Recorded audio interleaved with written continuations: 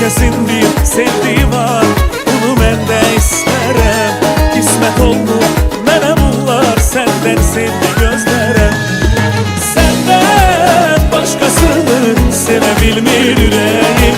Sevgine verdi mənə, nedir bundan çektiğim? Senden başkasını görebilmir gözlerim. Bilmem ben neler edim, senin kalbine girip.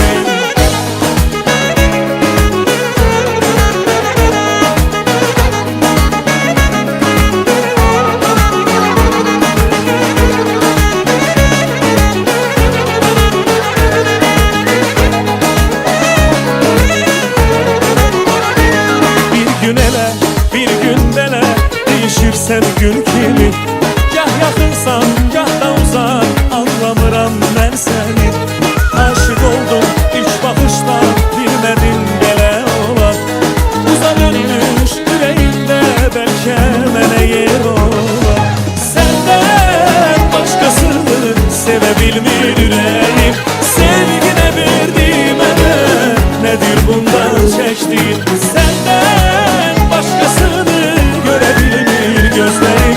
Bilmem ben neler edim, senin kalbine girip.